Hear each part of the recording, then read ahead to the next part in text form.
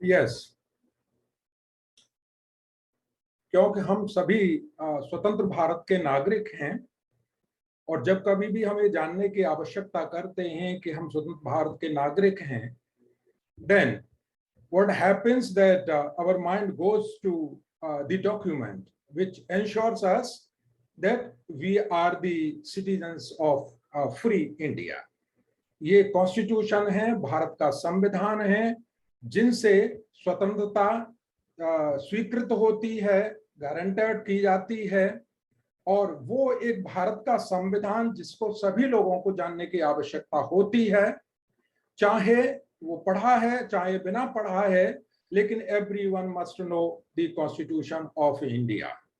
जहां हम एक बार बात करते हैं कि कॉमन मैन भी भारत के संविधान को जाने, हमारा प्रयास भी है, हम सभी लोगों का प्रयास भी रहता है, सभी जो लॉ प्रोफेसर्स हैं, लॉ टीचर्स हैं, वो एक जागरूकता फैलाते हैं कि सभी लोग कॉन्स्टिट्यूशन को जानें, भारत के संविधान को जानें। वहीं पर एक बात जब आती है कि जो लॉ लर्नर्स हैं, जो लॉ के विद्यार्थी हैं, जो लॉ के स्टूडेंट्स हैं, उनको कॉन्स्टिट्यूशन जानने की आवश्यकता है, लेकिन वो आवश्यकता कॉमन मैन के जाने की आवश्यकता से भिन्न होती है।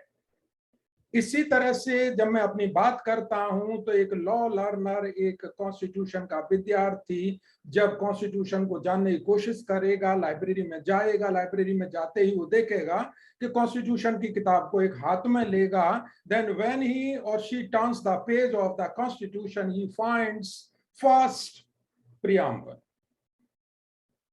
प्रियम्बल उसको मिलेगा, उसके बाद में पार्ट्स आएंगे कॉन्स्टिट्यूशन के, और सारा कॉन्स्टिट्यूशन दिखाई देगा, लेकिन सबसे पहले प्रियम्बल आता है।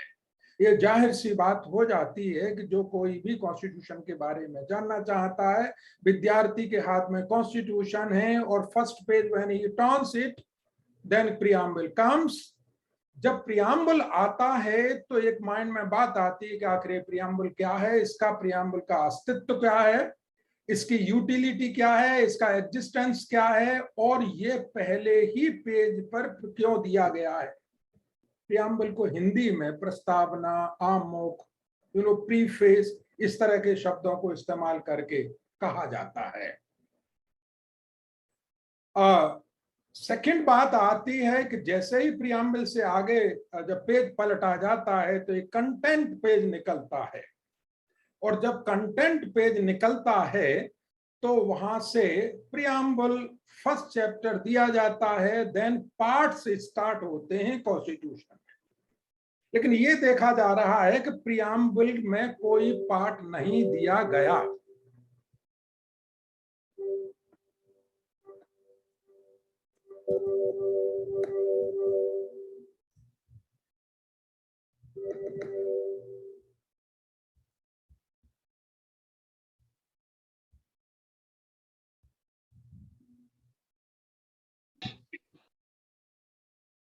यस, तो हम ये बात कह रहे थे कि जैसे ही हमें कंटेंट पर नजर पड़ती है तो उसमें प्रियम्बल के बाद में पार्ट नजर आते हैं, पार्ट 1, पार्ट 2, पार्ट 3, पार्ट 4, इस तरह से पार्ट्स आगे आते हैं। ये बात प्रियम्बल टू कॉन्स्टिट्यूशन ही नहीं है, बल्कि अगर आप किसी और एक्ट को उठा करके देखते हैं which has been enacted by the legislature, state legislature or the central legislature means a parliament, आप देखेंगे प्रियम्बल वहां भी मिलता है। लेकिन क्वेश्चन अराइज होता है कि जो प्रियम्बल टू द कॉन्स्टिट्यूशन है, is it different from the preamble to an act? Yes, there is a difference between two. Okay, this difference makes me or requires me to explain the utility of this preamble to the Constitution. अब मैं इसका explanation आपको थोड़ी देर के बाद दूंगा, उससे पहले हम दूसरी बात को कहने के लिए चलते हैं। Let me come to the constitution. और यहां तक बात ये साबित हो चुकी है कि प्रियम्बल, जब हमने कॉन्स्टिट्यूशन को देखा तो प्रियम्बल किसी पार्ट के तहत नहीं आ रहा है, क्योंकि प्रियम्बल के बाद में पार्ट 1 स्टार्ट होता है। इसका मतलब ये पार्ट में किसी पार्ट में नहीं आ रहा। तो जाहिर सी बात है एक ये क्वेश्चन अराइज होता है कि क्या ये प्रियम्बल कॉन्स्टिट्यूशन का पार्ट है या नहीं है।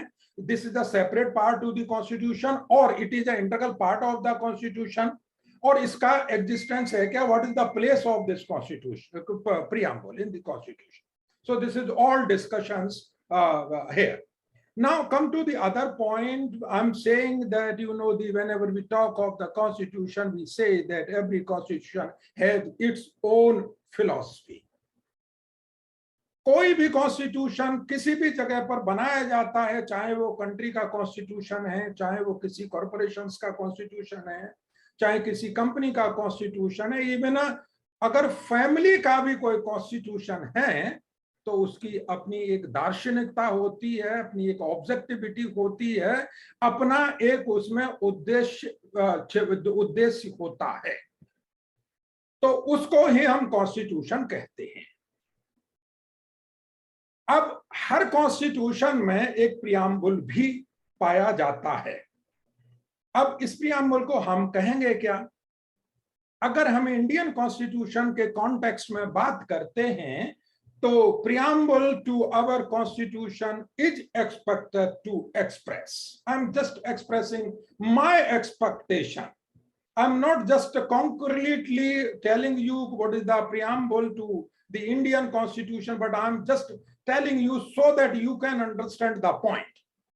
Preamble to our constitution is expected to express the fundamental values and the philosophy on which the constitution is founded and aims and objectives to be achieved. So these are some points which are given here in expectation. Means हम ये अपेक्षा करते हैं हर constitution से, हर संविधान से, कि उसके प्रियम्बल में एक प्रियम्बल हो और एक प्रियम्बल में उसमें फंडामेंटल वैल्यूज हो और उसमें एक फिलॉसफी हो, उस संविधान की एक फिलॉसफी हो और उन संविधान की फिलॉसफी और मूलभूत जो वैल्यूज हैं उन पर वो संविधान आधारित हो और उस प्रियम्बल में उद्देश्य भी होने चाहिए। ये सारी चीजें बिल्कुल उसमें होनी चाहिए ना। अब ये देखना है कि क्या जो हमारा प्रियम्बल है उसमें ये सारी चीजें मौजूदा हैं। यस, अगर हम प्रियम्बल को रीड करते हैं, पढ़ते हैं, तो हम देखते हैं कि our preamble starts with expression words of expression, that is we the people of India. Means हम भारत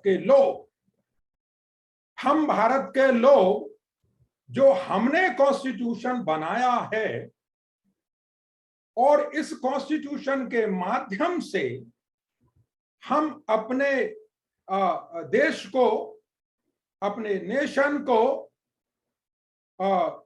एक जस्टिस सिक्योर करेंगे सभी के लिए। हम कमिटेड हैं कि हम लिबर्टी सभी के लिए देंगे। हम कमिटेड हैं कि सभी लोगों के लिए इक्वलिटी होनी चाहिए, इक्वलिटी स्टेटस की होनी चाहिए, इक्वलिटी अपॉर्चुनिटी की होनी चाहिए।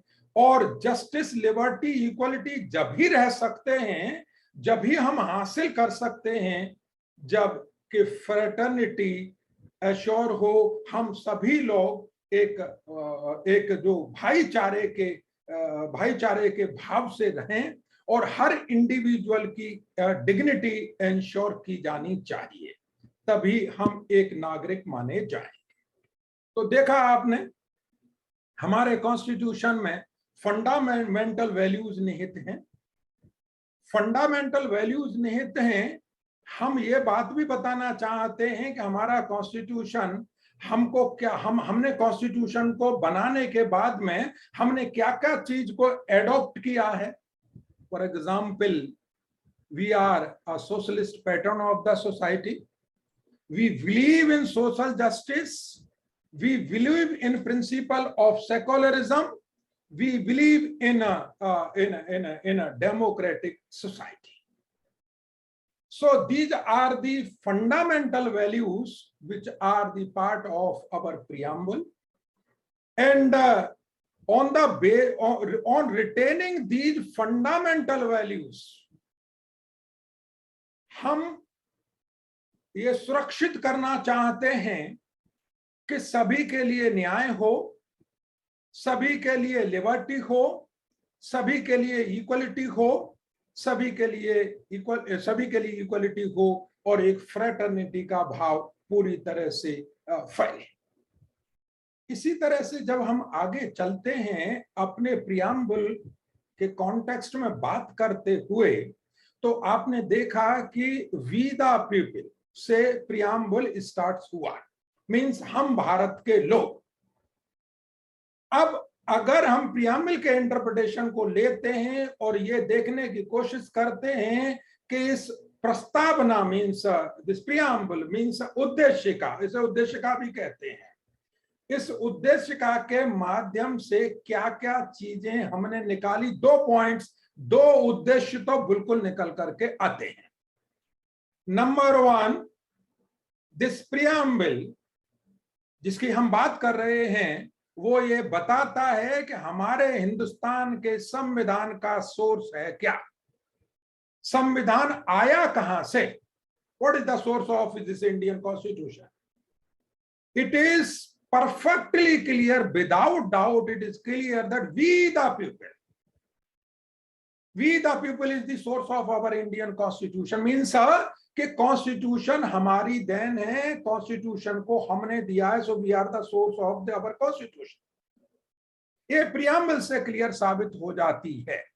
दूसरी बात, पढ़ने के बाद ये पता लगा कि प्रियम्बल से एक बात और भी पता लग जाती है कि we the people are committed to secure, 4 चीजें सिक्योर करने के लिए, सभी लोगों को सिक्योर करने के लिए हम कटिबद्ध हैं, हम कमिटेड हैं, और इस कॉन्स्टिट्यूशन के माध्यम से ऐसा हम करेंगे।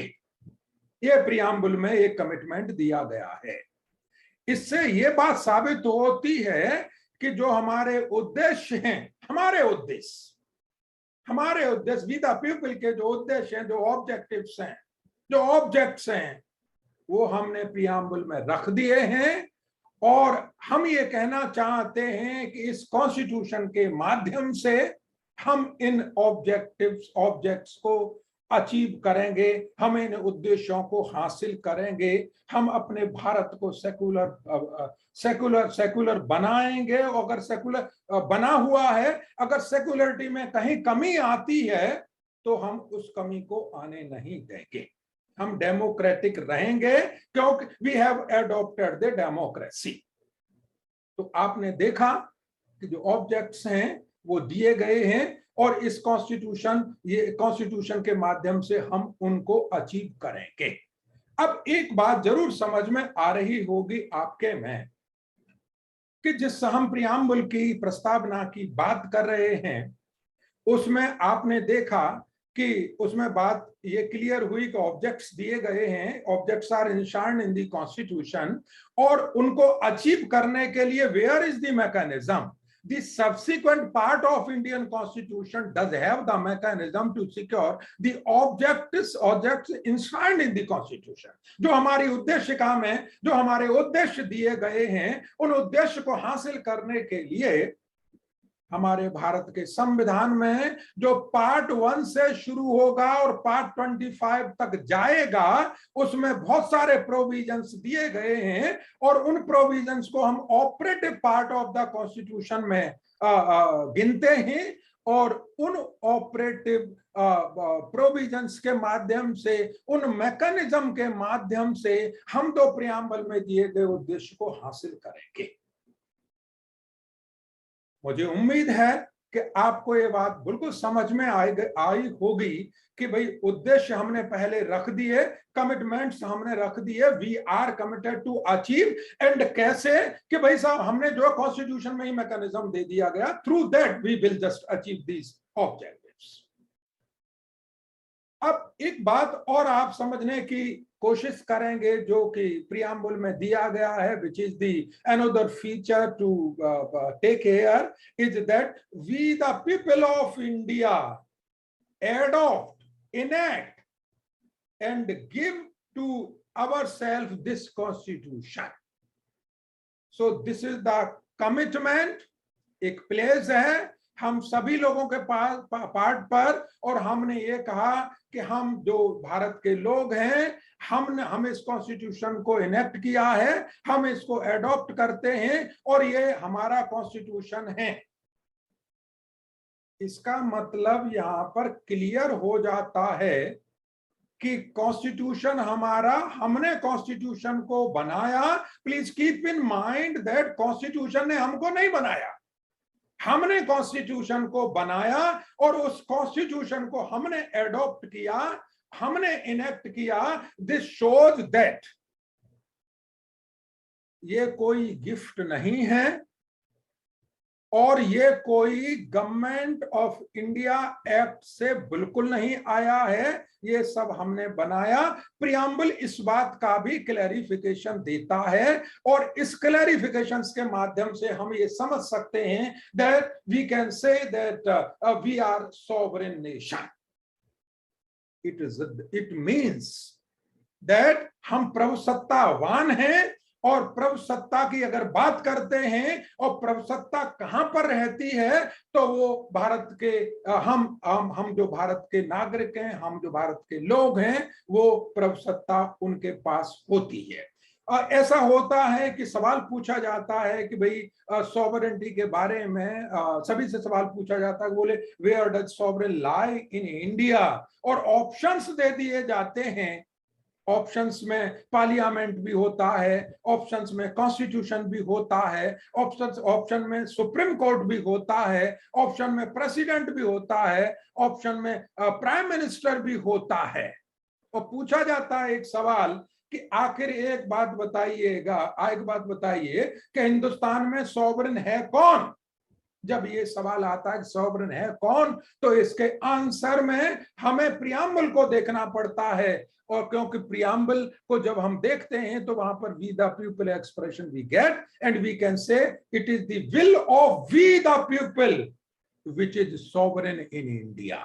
If you say that yes Bharat का संविधान सॉवरेन है, क्योंकि everything has to be run in accordance with the constitution, nothing can violate the provision of the constitution, so constitution is the above of the law. Yes of course it is above the law, but it is not above the will of we the people of India. Therefore, as I have just said you that it is the will of we the people of India which is sovereign, प्रभुसत्ता वहां पर रहती है क्योंकि constitution को हमने बनाया है। और सॉवरेन का मतलब होता है कि हम किसी के अधीन नहीं हैं, हम किसी के अधीन नहीं हैं। इसका मतलब है कि हम वी द पीपल फ्री हैं, हम किसी के भी अधीन नहीं हैं। We are not subordinate to any external और internal the power, we are sovereign. So it is very much clear to you. Okay, so determination of sovereignty and authority of the constitution, whenever the question arises, we are to look upon the preamble of Indian constitution, where we can get. So please keep in mind that it is the will of we the people of India is sovereign, number one, and it is the authority of the constitution. If you talk of the authority in India, and if you put it in connection with the constitution, then you will say certainly that we the people are authority even over the constitution. So take this point. So till now we have just taken two vital points from this our discussion, that you know the preamble is the source of the constitution, right? Preamble is the source of the constitution, and on the other side we say that who is the ultimate source of the constitution? We say that it is the we the people of India. And second thing is that in constitution, in preamble, there are objects which are given and they are to be achieved by us through the constitution. चलिए साहब थोड़ी सी आगे आपसे बात करते हैं point फिर वहीं के वहीं आ जाता है, और वहीं के वहीं पॉइंट कहां पर आया, जैसा कि मैंने आपसे शुरू हुआ था, कहा था कि भाई जैसे ही आपने प्रस्तावना प्रियम्बल कॉन्स्टिट्यूशन की बुक को उठा करके देखा, सबसे पहले आया, और उसके बाद में जब आप देखते हैं तो part 1, part 2, part 3 fundamental right का सेक्शन पार्ट जाना जाता है। और पार्ट 4 की अगर आप बात करते हैं तो पार्ट 4 में डीपीएसपी मतलब डायरेक्टिव्स हैं, डायरेक्टिव्स दिए गए हैं स्टेट पॉलिसी के लिए, और सब्सिक्वेंट पार्ट्स बहुत सारे हैं, लेकिन प्रियम्बल के ऊपर कोई भी हेडिंग में पार्ट 1 या पार्ट ए एडिशनल पार्ट नहीं दिया गया। Again the question which is still unanswered is that कि प्रियम्बल कॉन्स्टिट्यूशन का पार्ट है कि नहीं है, क्योंकि पार्ट 1 पार्ट 2 तो आगे से शुरू हो रहे हैं। Let me precisely tell you that in Indian Constitution 25 parts are there right now, 448 articles are there, 12 schedules are there.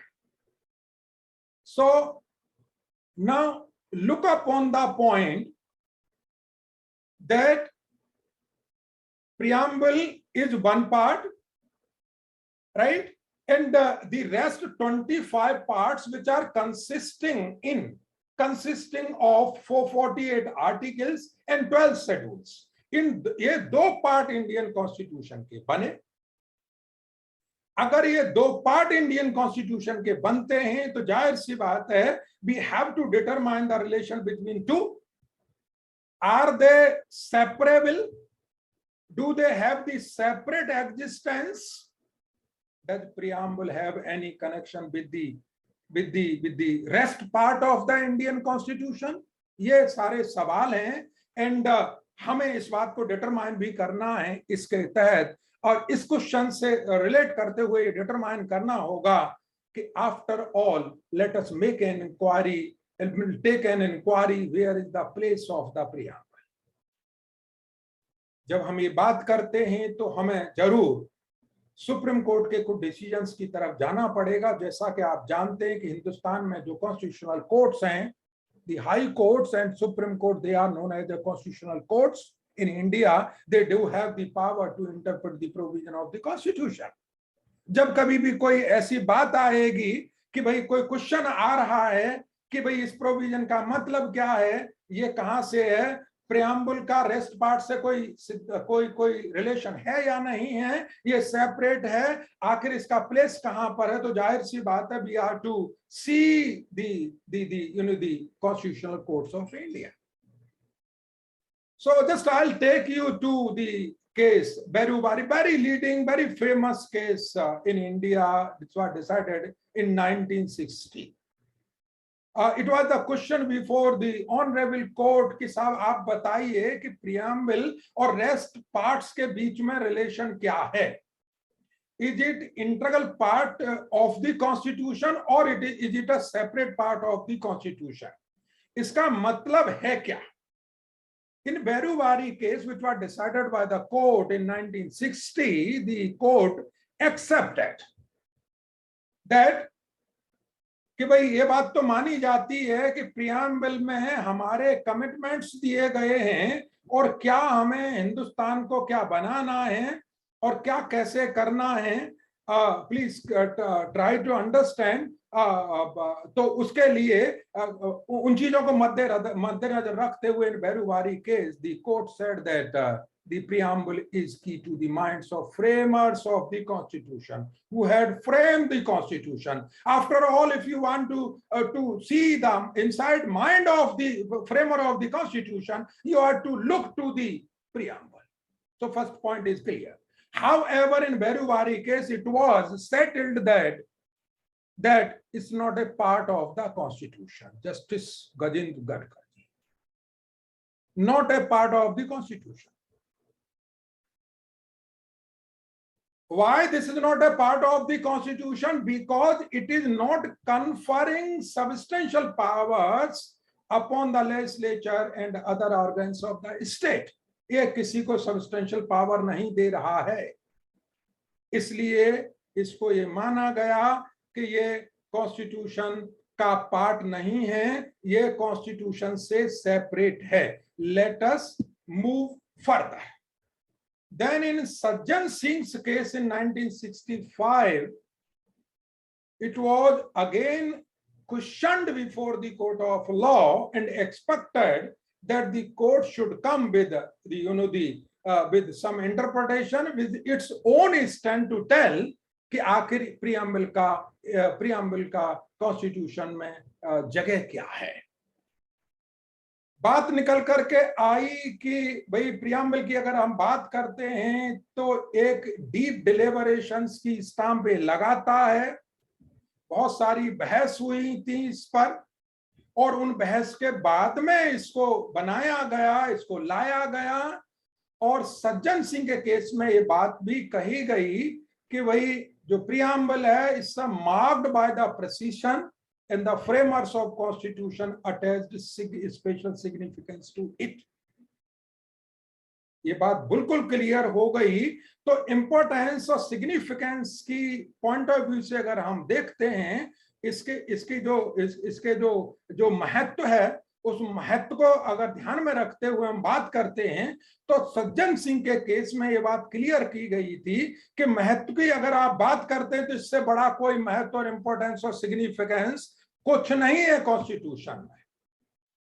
लेकिन ये बात वहां पर भी कह दी गई कि ये कॉन्स्टिट्यूशन का पार्ट नहीं है। इन 1965 यहां पर थोड़ा सा एक और अध्ययन करने की बात है, क्योंकि from the very first point I said that every act also does have its own preamble, उनके भी अपने preamble होते हैं। लेकिन बात यहां पर निकल करके ये आ रही है कि जो एक्ट के जो पार्लियामेंट के द्वारा पास किए गए एक्ट के जो preamble होते हैं उन पर डिस्कशन और वोट नहीं किए जाते हैं। उनमें एक उद्देश्य निहित कर दिया जाता है, ऑब्जेक्टिव दे दिया जाता है, लेकिन उन पर कोई बहस वगैरह और वोट नहीं होता है। लेकिन प्रियम्बल, इंडियन कॉन्स्टिट्यूशन का जो प्रियम्बल है वो बड़ी ही डीपली, बड़ी गहराई के साथ डिलिबरेट किया गया था, बहस हुआ था और उस बहस के बाद उस पर वोटिंग भी हुआ था। तो इन दोनों पॉइंट्स को भी अगर हम देखते हैं तो इन पॉइंट्स के आधार पर भी हम ये बात कहना चाहेंगे कि प्रियम्बल जो आम लोगों की नजरों में और आम कानून में, आम जो एक्ट में देखा जाता है उससे इसका प्रियम्बल टोटली डिफरेंट है। But till now it is not the settled that it's a part of the Indian Constitution. So I'm coming down after 1965, I'm coming to 1967. Preamble in a Golak Nath's case, which is a very, very famous case, you must be knowing, it's a very famous case. In that case, it was said that preamble epitomizes principles on which the government is to function, and it is the very soul of the constitution. Soul of the constitution. Try to understand, please. It is the soul of the constitution. Means ये constitution की आत्मा है। See the point कि अगर आत्मा को ये कहा जा रहा है कि soul है, तो we can deliberate कि how can we say that it's not a part of the constitution? It must be. Because soul cannot be separated from the body. It cannot be separated, and it cannot be said that the soul is separate from the body. So on this reasoning, you can just assess the point, and just I'm going ahead and just put before you some other points also to prove the fact. Okay, but see the point on this very slide. ये बात इन्होंने जरूर कहा गोलकनाथ के case में कि ये eternal है और अनऑल्टरेबल है। मींस इसको ऑल्टर नहीं किया जा सकता। Meaning thereby that under Article 368, the Parliament of India cannot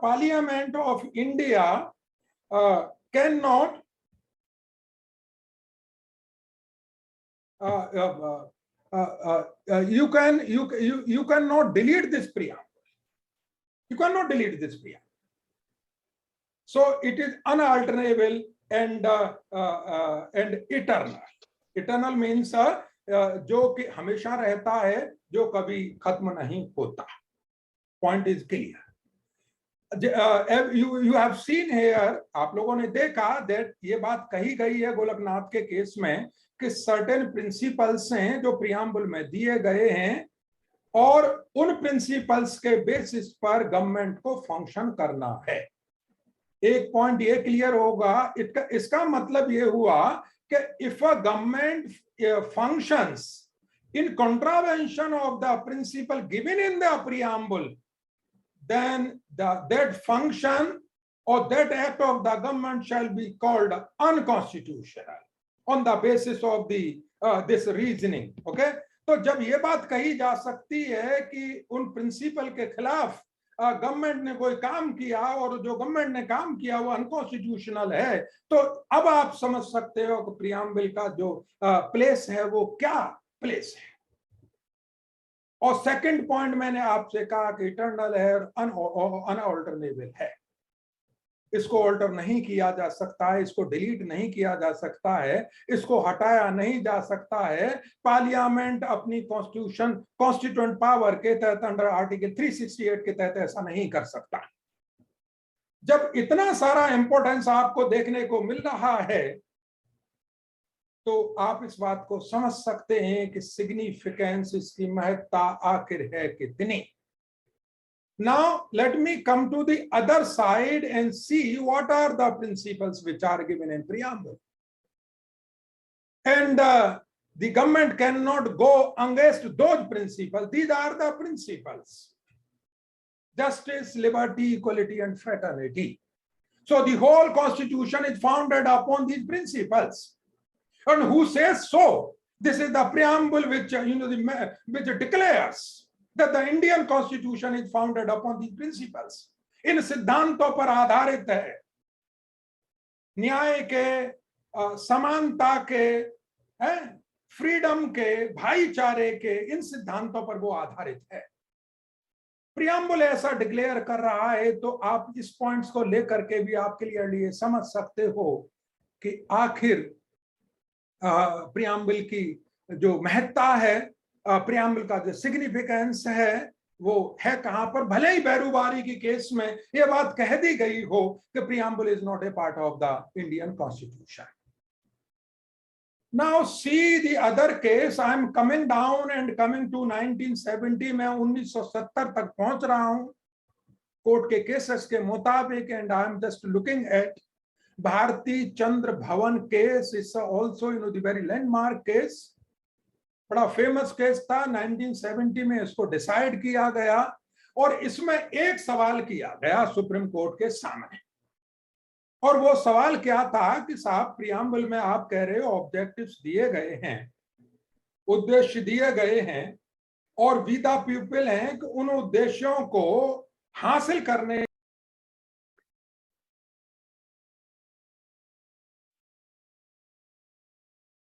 मैं प्रस्तावना या प्रियम्बल की महत्ता बताते हुए, महत्ता कॉन्स्टिट्यूशन के संदर्भित करते हुए, उसी के कॉन्टेक्स्ट में बताते हुए मैं 1970 तक आ चुका हूं और भारतीय चंद्र भवन केस की मैं बात कर रहा हूं जिसमें एक सवाल किया गया था और कहा गया कि जहां प्रियम्बल में उद्देश्य दिए गए हैं और हम सभी कमिटेड हैं उन उद्देश्यों को हासिल करने के लिए, and rest part of the constitution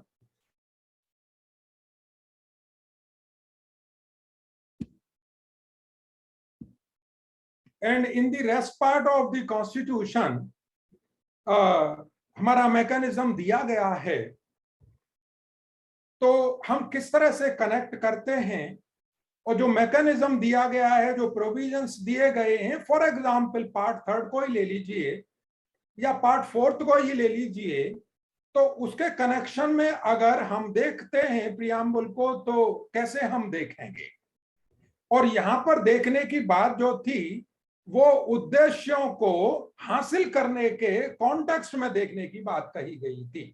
court ने कहा कि अगर हम पार्ट थर्ड को, जहां पर फंडामेंटल राइट्स दिए गए हैं, उनको लेते हैं, पार्ट फोर्थ को हम लेते हैं, डीपीएसपी हैं, directive principles of state policy, जहां दिए गए हैं, आप सभी जानते होंगे कि fundamental rights enforceable by court of law होता है, और डीपीएसपी पार्ट फोर्थ जो होता है वो enforceable by court of law नहीं होता। In part 4 there are positive obligations which are given, which are for state, means the government. तो इसके संदर्भ में जब बात पूछा गया तो उन्होंने कहा कि इनको पार्ट थर्ड और पार्ट फोर्थ के स्कोप को कैसे निर्धारित किया जाएगा। द कोर्ट सेड दैट कि जब कभी भी हम स्कोप की बात करेंगे पार्ट थर्ड और पार्ट फोर्थ की, तो उसके स्कोप को निर्धारित करने के लिए we are to take into account the objectives given in the preamble of the constitution. उसके बाहर नहीं जाना है और ना उस स्कोप को हम उसके दायरे को संकुचित कर सकते हैं। मीनिंग देयर बाई कि इन दोनों पार्ट के स्कोप की अगर हम बात करेंगे, स्कोप का मतलब कि उसमें क्या दिया गया है, क्या नहीं है, तो हमें प्रियम्बल में दिए गए उद्देश्यों को मद्देनजर रखते हुए देखना होगा। ये बात बिल्कुल क्लियर कर दी गई। अब मेरा आपसे फिर से वही बात आ जाती है कि 1970 तक चलकर, मीन्स 1950 से हम चल रहे हैं about the preamble, what is the status and place of the preamble in Indian constitution, whether it is a part of Indian constitution और नॉट। अभी तक हम ये बात कहते रहे हैं कि इंडियन कॉन्स्टिट्यूशन का प्रीएम्बल पार्ट नहीं है, भले ही इसकी महत्ता काफी ऊंची हो। Means till now it is still unanswered. Let us just move further and see supreme court ने बाद में क्या देखने की कोशिश की और सुप्रीम कोर्ट ने बाद में क्या कहा। Take this 1973 केस, आप सभी लोग जानते होंगे, आप सभी लोगों ने सुना होगा केशवानंद भारती का नाम, बहुत फेमस केस है और एक ऐसा केस है कि जिसको नॉन लॉ लर्नर भी जानते हैं। Very famous case, Kesavananda Bharati case. So this question came before the honourable court, supreme court, जो कि लार्जेस्ट बेंच जिसमें थी, उसके सामने सवाल फिर से लाया गया। 13 जजेस की बेंच थी, उसके सामने फिर ये सवाल आया कि साहब आप जब इतनी महत्ता कॉन्स्टिट्यूशन में प्रीएम्बल की बता रहे हो कि बिना प्रीएम्बल के जो subsequent part of the Indian constitution है वो काम नहीं कर सकता है, तो आप ये बता दीजिए कि इससे अनसेपरेबल और सेपरेबल पार्ट आप बता दीजिए। The supreme court in 1973 referred the CADA, means Constituent Assembly debates, where the debates was taking place on this preamble and the other provisions and all context and the case decided prior to this case, supreme court ने देखे और उन्होंने कहा कि preamble is not only very much a part of the Indian Constitution. Try to understand, please. I'm just emphasizing upon the point that it is not only very much a part of the Constitution, but it was of extreme importance. Matter is resolved. Means henceforth, meaning thereby from 1973, no one can say or no one could say कि भाई preamble Indian constitution का part नहीं है, वो extreme importance रखता है और वो पार्ट है। Now see further, in the same case it was also held that any provision of constitution can be amended under article 368, because you know there was a big question before the court of law in Keshwanand Bharti case कि साहब constitution को under article 368 के तहत amend किया जा सकता है कि नहीं किया जा सकता, किस पार्ट को किया जा सकता है कि नहीं किया जा सकता। यह सवाल भी था कि साहब प्रियम्बल के लिए अमेंड कर सकता है पार्लियामेंट के नहीं कर सकता है। सुप्रीम कोर्ट ने कहा कि कॉन्स्टिट्यूशन को आप अमेंड कर सकते हैं, लेकिन keep in mind any provision of constitution can be amended under article 368 only within the broad contours of the preamble। इसका मतलब ये हुआ कि the preamble will provide the qualification of the amending powers of the Indian Parliament, while the Indian Parliament is going to exercise its constitutional power to amend the constitution under article 368। तो उन्होंने कहा कि parliament किसी भी provision को जब amend करने की बात करेगा तो उसको प्रियम्बल तक जाना पड़ेगा, और प्रियम्बल में जो चीजें दी गई हैं मीन्स सिद्धांतों को खत्म नहीं किया जा सकता, अमेंड नहीं किया जा सकता, और उन सिद्धांतों को अचीव करने के लिए, उन सिद्धांतों को हासिल करने के लिए, उद्देश्यों को हासिल करने के लिए अगर कोई प्रोविजन कॉन्स्टिट्यूशन में बनाया गया है तो वो प्रोविजन को आप अमेंड नहीं कर सकते। आप देख लीजिए कि इस बात से बात बिल्कुल क्लियर हो जाती है कि प्रियम्बल का जो अस्तित्व है भारत के संविधान में वो कितना महत्व रखता है, कितना इंपॉर्टेंट है। मैंने आपसे पहले ही कहा था, बट वो सुप्रीम कोर्ट ने कहा था कि ये इटर्नल है, अनऑल्टरेबल है, वो ऑल्टर नहीं किया जा सकता, उसको कुछ नहीं किया जा सकता। वो बात यहां पर जाकर के साबित हो गई केशवानंद भारती के केस में। अब एक पॉइंट और मैं आपको देना चाहूंगा, the Edifice in the same case it was also observed that the edifice of our constitution is based upon the basic elements mentioned in the preamble। So try to understand please, you all know that अगर आप बात करते हो कि essential elements of the constitution कहां पर मिलेंगे तो ये बात बिल्कुल क्लियर हो जाएगी कि साहब और कहीं नहीं जाना है, ना वो पार्ट 3 में मिलेंगे, ना पार्ट 4 में मिलेंगे, ना किसी और पार्ट में मिलेंगे। आपको वो प्रियम्बल में जाकर के देखने पड़ेंगे क्योंकि preamble is a home of basic elements of the democratic constitution of India.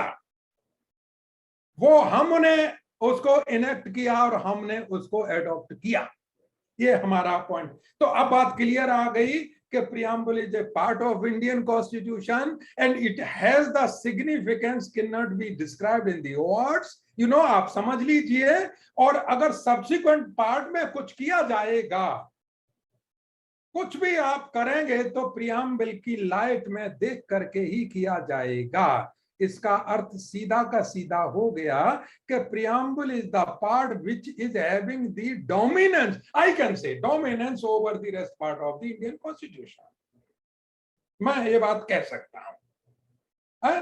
Now just अब मैं आपसे एक आगे की बात बिल्कुल लेकर के चलता हूं। यहां तक हमारा जो बात थी वो प्रूव हो गई, क्योंकि हमारा जो बेसिक क्वेश्चन था पार्ट है या नहीं है, उसका प्लेस कहां पर है और वो क्या करता है, वो कैसे करता है, ये सारी बातें यहां तक साबित हो चुकी हैं। अब मैं आपको 1973 के बाद में 1976 में लेकर के चलता हूं, और आप सभी लोग इस बात को जानते होंगे कि वो इमरजेंसी पीरियड हुआ था और उस इमरजेंसी में 42nd अमेंडमेंट कॉन्स्टिट्यूशन का किया गया था। और आप ये सभी बात ये भी जानते होंगे कि जो 42nd इंडियन कॉन्स्टिट्यूशन का इंडियन कॉन्स्टिट्यूशनल अमेंडमेंट था वो लार्जेस्ट अमेंडमेंट था। कहते हैं कि एक तरह से कॉन्स्टिट्यूशन की पूरी छवि ही बदल दी थी। इतना बड़ा कॉन्स्टिट्यूशनल अमेंडमेंट आज तक नहीं हुआ था। अब यहां पर एक पॉइंट आपको देखने को मिलेगा कि amendment was done to the preamble and some words were added to the preamble। means socialist and secular were added. These two words were added. अब सवाल आता है कि ये वर्ड जो है 1950 से लेकर के 1976 तक तो नहीं थे। जब नहीं थे तो इन वर्ड के बिना या इनके मीनिंग के बिना कॉन्स्टिट्यूशन वर्क करता रहा। क्या हिंदुस्तान प्रायर टू 1976 सेकुलर नहीं था? Was it not following the socialist pattern of the polity or the nation? आप बताइए ऐसा। बोले नहीं, ये बात नहीं है। Constitution from the very first day it was secular and the philosophy of socialism was followed in the preamble. You know, आप समझ सकते हो कि सेकुलर की अगर बात करते हैं in original draft you can see article 25 to 28 where the secularism is enshrined. ये सारी बातें थी, ऐड किया गया। मेरा यहाँ पर एग्जामिन करने का, क्योंकि आई am just speaking upon the preamble, just I am telling you about the preamble. तो मेरा यहाँ पर कहने का मतलब ये है कि आखिर इनको क्यों जोड़ा गया। तो ऐसा कहा जाता है कि साहब क्लैरिफिकेशंस, मोर क्लैरिफिकेटरी बनाने के लिए ऐसा कहा गया। लेकिन इनके जोड़े जाने से प्रियम्बल में क्या कोई उसकी जो जो जो कॉन्स्टिट्यूशन का रेस्ट पार्ट है, जो ऑपरेटिंग पार्ट है, उसकी क्षमता बढ़ी या घटी, क्या हुआ? मैं आपको ये बताना चाहूंगा कि भले ही इन शब्दों को जोड़ दिया गया, लेकिन जो रेस्ट पार्ट ऑफ कॉन्स्टिट्यूशन का, जिसको हम मैकेनिकल पार्ट कहने की बात कर रहे हैं या ऑपरेटिंग पार्ट कहने की बात करते हैं, ना उसकी क्षमता बढ़ी ना उसकी क्षमता घटी। ऐसा क्यों? क्योंकि ये इन शब्दों के माध्यम से ऐड करके कहने की कोशिश की गई थी, वो कॉन्स्टिट्यूशन में ऑलरेडी उद्देश्य भी दिए गए थे और दर्शन भी थे, पूरी तरह से उसमें थे। तो कोई ऐसा कुछ खास काम इसके माध्यम से नहीं किया गया। मैं आपको एक बात और बताऊं, डीडी वासु क्या कहते हैं इस पर, उन्होंने भी कुछ कहा। डीडी वासु कहते हैं कि the object this amendment was to make explicit what was already provided in the constitution. इसका मतलब ये हुआ कि what was done in 1976 was already available in the constitution. तो इसको करने से फायदा और नुकसान की बात कोई नहीं हो सकती। ऑपरेटिंग पार्ट की क्षमता बढ़ने घटने की कोई बात नहीं हो सकती, या प्रियम्बल की जो छवि है, जो उसका फेस है, उसमें भी कोई घटाव या बढ़ाव की कोई बात नहीं है। इसका मतलब है कि 1976 से पहले जो प्रियम्बल था वो प्रियम्बल 1976 के बाद भी है। जो पहले उसने उद्देश्य और क्षमताएं देने की बात की थी वो पूरी पहले भी थी और बाद में भी है। Now see one more statement written by D.D. Vasu in his own constitution, shorter constitution of India, volume 1, आप देख सकते हैं। उसमें उन्होंने एक बात और कहा, उन्होंने वर्ड सेकुलर पर अपनी बात को जाहिर करते हुए कहा, डीडी वासु कहते हैं कि the insertion of this word in preamble by 42nd constitution amendment 1976 has been productive of more mischief than benefit. D.D. Vasu ka this statement gives you a much more what I have discussed till the minute. आप लोगों ने सभी ने समझ लिया। उन्होंने कहा ये देख लीजिए कि भाई तुमने, मुझे तो ऐसा लगता है कि डीडी वासु का कहने का मतलब है कि 1976 में जो आपने अमेंड करके इन वर्ड्स को जोड़ा गया, उनसे कोई फायदा और नुकसान नहीं हुआ है, उनको आपने बेकार ही रख दिया गया। तो my submission to you is that that by making this amendment to the preamble of the constitution does not make any difference. जो preamble 1976 से पहले था और वो ही 76 के बाद है, उसमें कोई अंतर नहीं आया। तो जो हमारा मेरा जो आपके लिए एक्सप्लेनेशन और अंडरस्टैंडिंग देने की बात थी वो यूं की त्यों है, उसमें कोई भिन्नता, कोई अंतर नहीं है। अब मैं आपको आगे चलता हूं और अपनी बात को कंक्लूड यहां पर करता हूं। See, this whole discussion of mine today, ये क्लियर करता है कि जो words, the noble words of preamble represents quintessence, the philosophy, the ideals, or the souls of entire constitution. See, in words को पढ़ने के बाद में आप ये बात कहने की कोशिश करोगे कि जो बात 1973 में सुप्रीम कोर्ट ने कही थी वो सुप्रीम कोर्ट को पहले ही कह देना चाहिए था। आप जरूर ये कहना चाहेंगे कि बेरुबारी के केस में ही उनको कह देना चाहिए था कि it's a part of Indian constitution, but it was the long journey on the part of the Supreme Court to in just assessing the very true character or true face of the preamble of Indian Constitution. See, अब जैसा कि मैं आपसे बात करता चला रहा हूं कि 25 parts, other side means the right side or left side preamble, मैं आपसे बताना चाहूंगा the 25 parts of constitution are only an elaboration. Try to understand, please. I'm just drawing your serious attention upon the importance, the significance, and the place of the preamble in whole discussion of today are only an elaboration and an attempt to give concrete shape, content, and meaning to words of preamble. Try to understand, please. इसका मतलब ये हुआ कि जो 25 parts हैं, articles हैं, schedules हैं, जो भी कुछ है वो प्रियम्बल से निकल करके आ रहा है, प्रियम्बल से ताकत ले रहा है, वैलिडिटी ड्रॉ कर रहा है, पोटेंशियल ले रहा है, स्ट्रेंथ ले रहा है। क्यों? क्योंकि आखिर जो 25 पार्ट्स को जो टास्क असाइन किया गया है, वो टास्क ये असाइन किया गया है कि भाई जो प्रियम्बल में लिखा गया है, जो उद्देशिका में जो उद्देश्य दिए गए हैं, उनको आपको रियलाइज करना है। Now you can assess the status and place and the importance of the preamble in our discussion. Now see, one more point is that the basic elements given in the preamble is not amendable under Article 368.